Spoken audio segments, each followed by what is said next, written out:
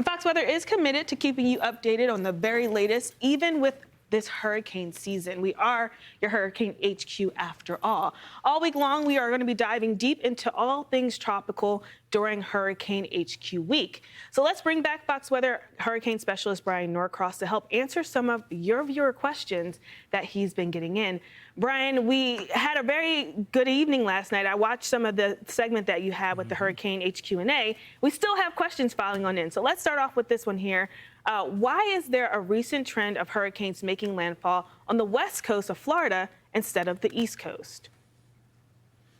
Yeah, we had a great evening last evening. We got more questions than we could deal with. So that's great that we can do that some more today. So, yes, the west coast of Florida, anybody that has been paying attention at all knows it has been the epicenter of hurricanes lately. Why? I don't know why. We don't know why. For some reason, the weather pattern tends to get stuck sometimes, and it gets in a certain kind of pattern. In the late 40s, in the late 20s, South Florida got a lot of storms. In the 1954-55 time frame up to 1960, the Northeast got a lot of storms. Certain times, Texas has gotten a lot of storms. A town in Texas named Indianola was destroyed by 2 huge hurricanes in 11 years, completely wiped the town away. So it happens. But exactly why it happens, we're not sure, but it's because it happens. That's why we have droughts, because it stays dry in the same area for an extended period of time. It's just one of those things that happens in the Earth atmosphere and ocean system.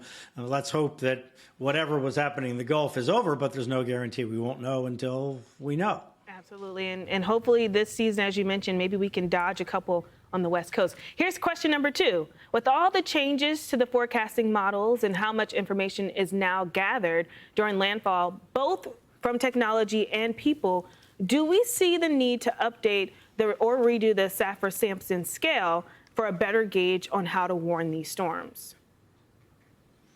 Well, the Saffir-Simpson scale is really a complicated thing. It's good because everybody can relate to it, and indeed, it tells you something about the strength of the storm. But it's really based on how much damage the wind does. That's all that Herb Saffir, who originally designed it, thought that was based on, because he was a structural engineer. So if we focus on that, and we know that a Category 5 is catastrophic damage and 4 is a little bit less, and so forth, then we're okay. But the problem is that people use it as a general catch-all for how bad the storm is, and we know that the category and the storm surge don't necessarily go together.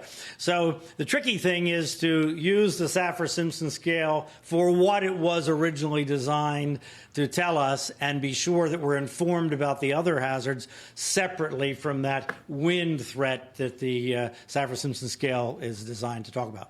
Absolutely. You got to pay attention to all the messaging. All right. We have question number 3. Can Southern California actually have a hurricane?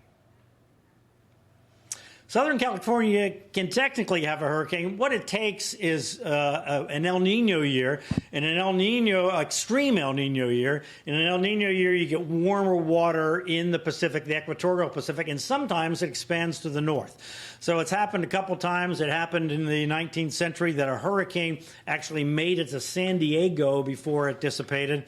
In 1939, a tropical storm made it up to Long Beach, which is about midway between San Diego and L.A., kind of the extreme southern end of L.A. County.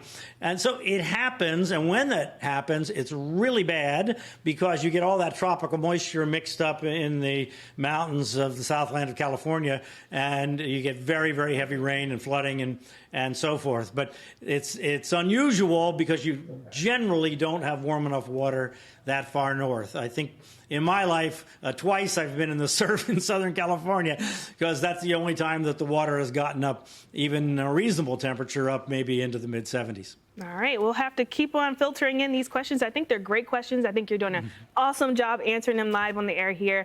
Bryan, thank you again for that. Of course, you can also submit more questions there at foxweather.com/connect. Bryan, thanks again.